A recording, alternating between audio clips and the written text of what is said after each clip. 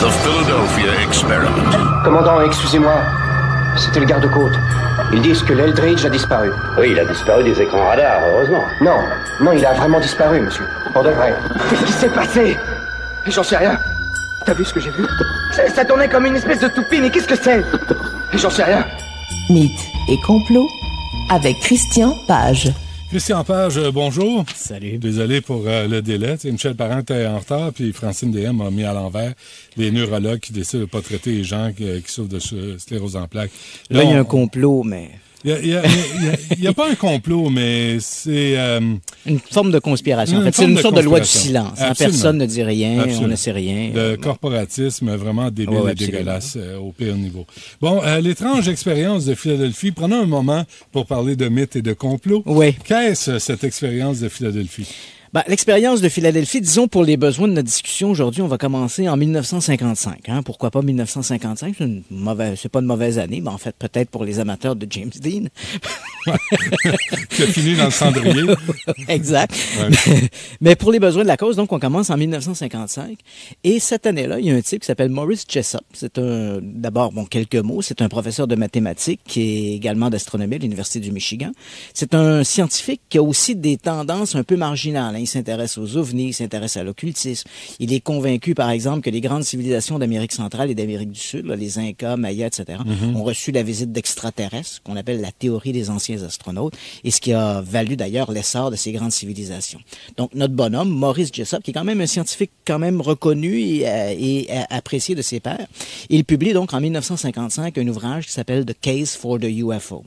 Et dans cet ouvrage, Jessup va consacrer plusieurs chapitres à l'énergie électromagnétique. Il faut se rappeler, on est en 1950 et les scientifiques à l'époque, c'est le grand mot à la mode, électromagnétique. Hein? On voit déjà le monde du futur avec des voitures propulsées à l'énergie électromagnétique, des avions électromagnétiques, donc tout fonctionne à l'électromagnétique.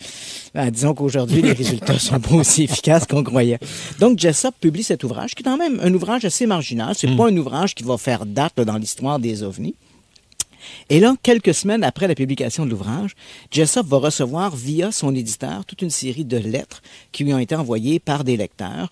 Bon, évidemment, on retrouve là-dedans dans le courrier « j'aime pas votre livre », mais il y a une lettre, en fait, qui va retenir son attention.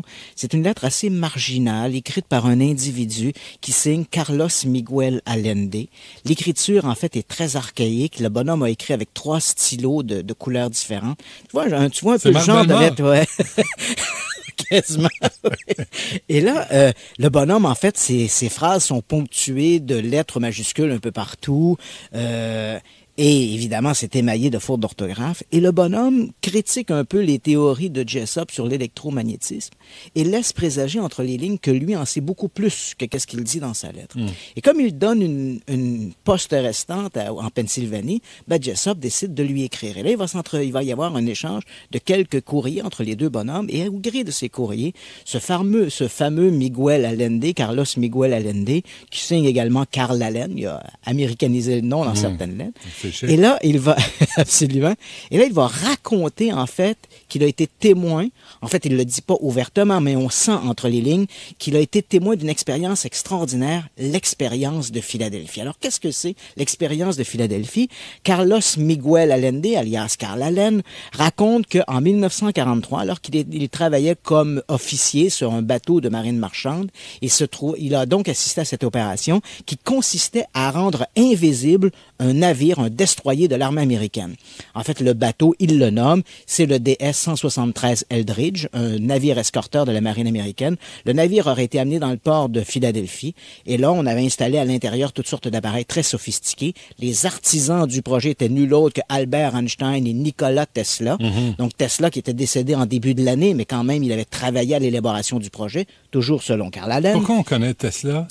Tesla, en fait, c'est un grand inventeur, un individu assez marginal. On lui doit notamment le courant alternatif, l'alternateur, et on prête à Nikola Tesla toutes sortes d'expériences un peu bizarroïdes. C'est vraiment un scientifique qui attire beaucoup l'attention des amateurs de complot et de mystère. Ah ouais. C'était vraiment un scientifique bizarroïde, mais un grand scientifique, mais un scientifique bizarroïde. Donc, évidemment, il fallait le retrouver dans l'expérience de Philadelphie. Donc, on installe à bord du navire des équipements, toujours selon la version de Carl Allen, et le navire est amené au large. Il est entouré à ce moment-là d'une sorte de brouillard verdâtre, et selon Carl Allen, le navire disparaît. Non seulement il disparaît de Philadelphie, mais il réapparaît pendant quelques instants dans le port de Norfolk, en Virginie. Il reste là visible quelques instants et revient à nouveau à Philadelphie. Donc, on ne parle pas simplement d'une expérience d'un projet invisibilité, mais d'un projet de téléportation. Alors, si sur le plan technique, ça semble bien fonctionner, sur le plan humain, ça fonctionne moins bien. Parce que, toujours selon la version de Carl Allen, lorsque le navire a été ramené à Philadelphie, le navire, lui, la mécanique était restée intacte, mais les officiers qui étaient à bord, eux, ont souffert de troubles secondaires très importants. Certains, par exemple, ont pris feu spontanément, combustion humaine spontanée. Pas pratique, hein? Non, d'autres, lorsque le navire est réapparu, ces gens-là étaient amalgamés à la structure du navire. Ça, c'est plus difficile hein, quand tu as un pied pris dans une porte. Oui, dans le métal. Ah, Et oui. ensuite, d'autres individus avaient la curieuse, la fâcheuse, en fait, habitude d'apparaître et de disparaître. Donc, comme des lumières de Noël. Je suis là, je ne suis plus là. Donc, tous ces gens-là, toujours selon la version de Carl Allen, ont dû être mis sous surveillance par la US Navy et certains sont devenus complètement fous et ont été envoyés dans des instituts psychiatriques. Si l'histoire en était restée là, on n'aurait probablement jamais entendu parler de l'expérience de Philadelphie. Mais dans tout bon complot, il y a toutes sortes d'éléments un peu secondaires qui vont s'aligner pour permettre au complot de prendre forme. Alors, évidemment, lorsque Jessop lit ce courrier-là, pour lui, c'est clair que tout ça est une pure invention. Il est quand même un scientifique. Il sait qu'une telle mécanique, une telle physique n'existe pas, n'est pas disponible dans les années 40. En fait, n'est pas disponible en 1950 au moment où il écrit son livre, en 55, mais ce n'était encore moins disponible en 1943, date à laquelle Carl Allen situe l'opération. On parle d'octobre 1943. Alors, l'affaire reste là. Pendant 1 an, on n'entend plus parler de rien. Et puis voilà que notre ami Jessop, en 1957, reçoit une invitation d'aller visiter les bureaux de la recherche navale à Washington. Bon, curieuse invitation. Jessop se rend donc sur place et là, on lui présente 2 officiers. Les 2 officiers insistent beaucoup pour dire que leur intérêt est purement personnel. Donc, on amène Jessop dans un bureau et là, toujours par intérêt personnel, on lui montre une copie de son propre livre, The Case for the UFO. Et à l'intérieur du livre, il y a des annotations en marge. Ce livre-là raconte les militaires américains. Ils l'ont reçu par la poste et on a l'impression, on a là 3 types d'écriture qui semblent assez différentes, écrites avec 3 stylos différents. Et les auteurs, il y a un individu qui s'est fait appeler A, un individu B et un autre qui s'est fait appeler Jimmy. On a l'impression que 2 des correspondants sont apparemment des extraterrestres, parce que nos extraterrestres sont jamais très loin de l'expérience de Philadelphie. Donc, ces gens-là ont fait des annotations en marge des pages et ils racontent cette histoire-là, encore une fois, de Philadelphie, du bateau rendu invisible. Lorsque Jessop voit son livre annoté de cette façon-là, il reconnaît immédiatement l'écriture de Carl Allen. Et là, il explique aux militaires, il dit « Faites-vous-en pas avec ça, c'est un fou, il m'a envoyé des lettres, il n'y a pas d'intérêt là-dedans. » Mais les militaires ne sont pas si convaincus que ça. Ils vont même faire produire à 25 exemplaires une photocopie, un photostat du livre annoté de Jessop qu'on appelle aujourd'hui dans le milieu l'édition Varro. Encore une fois, si l'affaire en était restée là, on n'aurait peut-être pas entendu parler d'expérience de Philadelphie. Alors, notre ami Jessop retourne chez lui, son petit bonheur sous le bras. Évidemment, il trouve ça étonnant que des gens du département de la Navy s'intéressent à cette histoire de Philadelphie, même si c'est apparemment par intérêt personnel. Il n'y a pas de commentaires ou de réaction aux annotations? Pas du tout. Il y a simplement, l'individu a écrit des annotations en disant « Oui, ça fonctionne » et en marge, il raconte l'expérience de Philadelphie. Mais dans les mois et les années qui vont suivre, en fait, dans les mois surtout qui vont suivre, Jessop va devenir de plus en plus paranoïaque. Il s'intéresse. Pourquoi est-ce que la Navy s'est intéressée à cette petite version de son livre annoté? Et puis à ce moment-là, à l'automne de 1958, de plus en plus paranoïaque, il va rencontrer un type, Ivan T. Sanderson, un autre scientifique un peu marginal qui a écrit des livres sur le Yeti, le Bigfoot et tout ça, et il va donner. Parce que lorsque les militaires ont imprimé son livre en 25 copies avec les annotations, les militaires lui ont redonné après la version originale. Ils sont gentils. Ils sont gentils. Ben oui. Alors Jessop, qui a la copie originale, à l'automne de 1958, il rencontre Ivan Sanderson, lui donne la copie de ce livre-là et lui dit « Mets-la dans un coffre au cas où il m'arriverait quelque chose. » Alors là, on sent chez Jessop une forme de paranoïa qui est grandissante. Et puis, évidemment, avril 1959, sur un stationnement en banlieue de Miami, on retrouve le corps de Morris Jessop. Il s'est suicidé en installant un tuyau du pot d'échappement à l'habitacle. Lorsque les policiers le retrouvent, il est encore en vie, mais il décède quelques heures après à l'hôpital. Arrêtons-nous un instant. On a un auteur qui écrit un scientifique qui écrit un livre sur les ovnis, des lettres mystérieuses qui arrivent signées par un certain Carl Allen ou Carlos Miguel Allende, l'intérêt de la US Navy, une version d'un livre annoté qui est publié en 25 copies apparemment par intérêt personnel de la US Navy, un scientifique paranoïaque et qui se suicide quelques mois plus tard. On a là tous les ingrédients pour avoir un extraordinaire complot. Évidemment, si on en restait là, l'expérience de Philadelphie serait un extraordinaire complot. Mais qu'y a-t-il au-delà? On en reste là. Okay. La suite la semaine prochaine. Non, c'est pas vrai. La suite après la pause.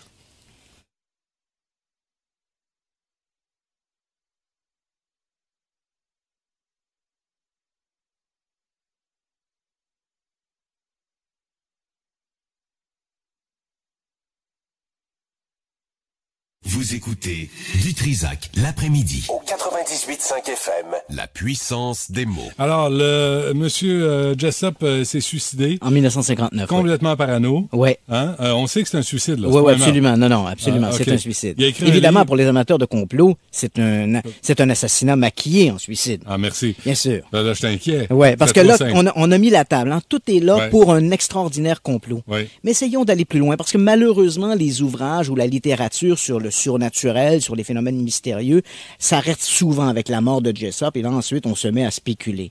Mais allons un peu plus loin. Regardons d'abord l'homme par qui le scandale arrive. Qui est ce mystérieux Carlos Miguel Allende ou Carl Allen? En fait, au milieu des années 90, un enquêteur a réussi à remonter la source et à retrouver la famille de Carlos Miguel Allende. De son vrai nom, Carl Meredith Allen. Il est né en 1925, en mai 1925, en Pennsylvanie. C'était l'aîné d'une fratrie de 5 garçons. Et puis, c'est un individu qui était très intelligent, hein, même ses frères témoignent. C'est un homme qui était très intelligent, mais malheureusement assez paresseux. Il n'a pas fini son high school, son école secondaire, et toute sa vie, il a vécu de petits expédients, flirtant allègrement avec l'escroquerie.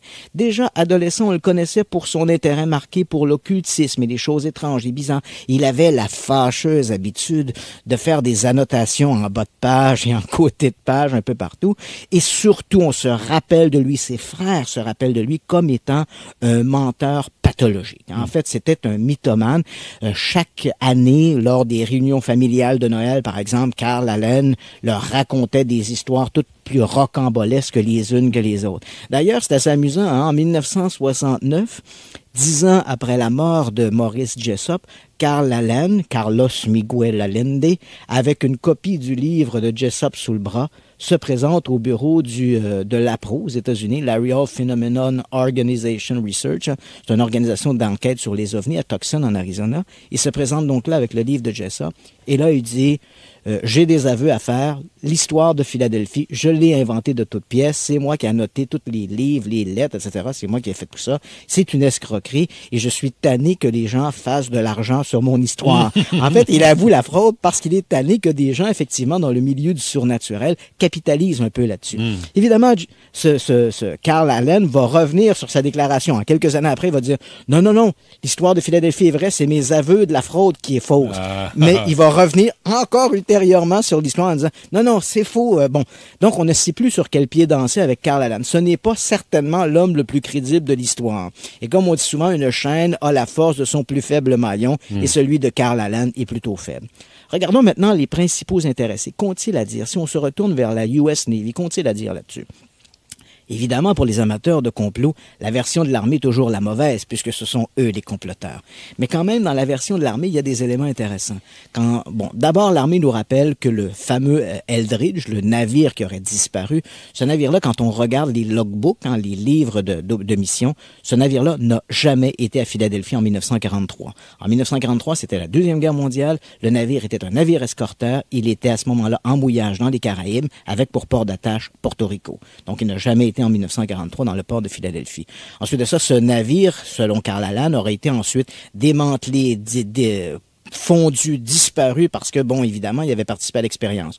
Dans les faits, en 1951, le Eldridge a été vendu à l'armée grecque qui l'ont utilisé comme patrouilleur en mer Égée jusqu'au milieu des années 90 sous le nom du Léon. Et en 1995, le navire rendu vétuste a été envoyé à la ferraille. Donc ça, c'est pour l'histoire du navire lui-même.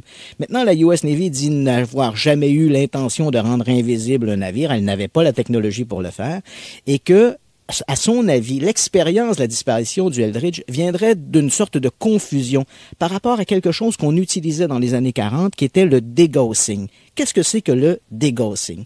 On le sait, le degaussing. Hein, c'est degaussing? Le degaussing. Okay. En fait, on pourrait traduire ça par le démagnétisage. Okay. En fait, ce qui se produisait, c'est que durant la Deuxième Guerre mondiale, les Allemands avaient mis notamment des mines dans les ports de la Méditerranée, le long des côtes françaises et également sur les routes qu'utilisaient les bateaux qui fournissaient du ravitaillement aux forces alliées en Europe. Alors, ce qui se produisait, la façon dont ces mines magnétiques fonctionnaient, on avait également des U-boats qui avaient des missiles, des torpilles magnétiques. Donc, évidemment, ces mines, comme ces missiles, cherchaient des objets de métal, allaient s'y coller et bang, c'était terminé. Les Américains avaient développé donc une technique à l'intérieur des navires. On faisait passer d'immenses câbles dans lesquels on faisait circuler un courant électrique et ça créait une sorte d'effet répulsif, un peu comme deux aimants qui s'éloignent l'un de l'autre. Mm-hmm. Donc, le navire devenait magnétiquement invisible. On le comprend bien, magnétiquement invisible. La version de l'armée, c'est probablement que quelqu'un qui n'était pas au courant de cette technique du degaussing aurait pu entendre des militaires dans un bar, des marins, parler de cette technique de rendre invisible le navire, mais invisible par rapport aux mines magnétiques. Évidemment, le reste, ça a été un jeu d'enfant de créer le mythe de l'expérience de Philadelphie. Alors tout ça, quand on le regarde, on se dit, on a en main tous les éléments pour dire l'expérience de Philadelphie n'a jamais existé. S'il n'y avait pas eu un certain Alan Bielek. Et là, attache ta tuque, comme on dit, avec de la broche. Hein? Est-ce que tu as vu le film L'Expérience de Philadelphie? Je l'ai vu dans les années 80. Hein? Voilà, c'est un film de 1984. Donc, le film, pour la plupart, l'histoire, qu'est-ce que c'est? C'est l'expérience de Philadelphie. On s'inspire de ça. Et puis, à un moment donné, lorsque l'expérience se produit, il y a deux militaires qui sautent par-dessus la rambarde, se retrouvent en 1983. Et là, en 1983, ils vont essayer de retrouver les scientifiques qui ont participé à l'expérience 40 ans plus tôt pour les ramener dans le passé. Évidemment, quand on a tous regardé ça, on s'est dit c'est un beau divertissement, mais pas un divertissement pour tout le monde. Aux États-Unis, il y avait un type qui s'appelait Alan Bielek. Il a vu le film et là, soudainement, il s'est rappelé les deux types qui sautent par-dessus la rambarde, c'était lui et son frère. Ça y est revenu comme ça soudainement. Alors là, il s'est mis du jour au lendemain à raconter qu'il était l'un des hommes à bord du Eldridge. Évidemment, il y a un petit problème parce que Al Bielek est né en 1929, ce qui veut donc dire qu'en 1943, il avait 15 ans. Un peu jeune pour être sur l'Eldridge. Alors là, attache-toi bien. 14 ans. À 14 ans, 14-15 ans. Alors là, il y a une nouvelle version. Bielek, il dit, j'étais sur l'Eldridge, mais pas sous les traits d'Al Bielek, mais sous les traits d'Edward Cameron. Et voici son histoire. Il dit en fait qu'il est né en 1916 comme étant Edward Cameron. Il a été diplômé de Princeton, là où enseignait Einstein. Oui. À 25 ans, il était un jeune génie. Il a été placé sur l'Eldridge. Lorsque l'Eldridge s'est retrouvé invisible, il a sauté avec son frère Duncan Cameron par-dessus la rambarde, comme dans le film. Et là, il a essayé de retrouver des scientifiques qui avaient participé à l'expérience, comme dans le film. Il s'est retrouvé à une base secrète Fort Hero à Montauk, dans l'État de New York, sur Long Island, comme dans le film. Et puis, on l'a ramené sur le bateau. Et là, après ça, il a travaillé jusqu'en 1953 à la base de Montauk. Ouais. Et c'est là qu'il faut une bonne dose de crédibilité, de crédulité. En 1953, toujours sur les traits d'Ed Cameron, grâce à un procédé scientifique et d'origine extraterrestre, on l'aurait réduit, on l'aurait fait biologiquement reculer. Biologiquement, là. On l'aurait ramené à l'état de bébé. On l'aurait reculé dans le temps parce qu'à Montauk, les Américains avaient une machine à voyager dans le temps. Tu sais, genre Time Tunnel, là. Doug Phillips et Tony Newman, perdus dans les... Bon. Et il l'aurait ramené, non pas dans sa famille d'origine en 1916 chez la famille Cameron, mais dans la famille Bielek en 1929. Je comprends, là. Donc, tu comprends toute la... Évidemment, quand je te raconte ça, on se dit, mais c'est une absurdité, c'est du délire. Mais crois-moi, Benoît, aux États-Unis comme en Europe, j'ai rencontré des gens et lorsqu'ils m'ont raconté cette histoire-là, je dis mais écoutez, c'est du délire, tant qu'à y être, pourquoi pas le Père Noël? Et ces gens-là étaient prêts à défendre bec et ongle les propos d'Alan Bielek. Mais basé sur quoi? Mais il n'y a même pas l'ombre d'une preuve. Et moi, je l'ai visité la base de Montauk aujourd'hui, qui est désaffectée. Espérons qu'il n'y a pas le gouvernement américain qui nous écoute. Ah oui, mais j'ai sauté par-dessus la clôture et je suis allé visiter ça. Je n'ai pas vu de time tunnel, de machine à voyager dans le temps. Non, je n'ai vu que... t'appelles-tu T'es-tu le clan Panton? Oui, bonjour, j'ai une machine à voyager dans le temps à déplacer. C'est bizarre, ça doit pas se déplacer, ça doit pas se déménager facilement, ça. Ouais, mettez des gants, hein, parce que si vous tombez dedans, vous allez vous ramasser en 1920. Il n'y a pas l'ombre d'une preuve de tout ça. Et pourtant, Hal Bielek, aujourd'hui, avec son récit, sa fadaise, absurde. Et là, il a quel âge, le bonhomme? Ben là, il est rendu à 85 ans, 90 ans. Il continue de publier des livres, de raconter, il raconte son histoire, fait des DVD, des ci, des ça. C'est divertissant, ça. Dans des soirées de famille, ça doit être agréable. Absolument. Ouais. Et tu te ressors la vieille collection de DVD de Time Tunnel. Toi, as-tu vu le livre de Jessup? Oui, je l'ai chez moi, d'ailleurs. Puis?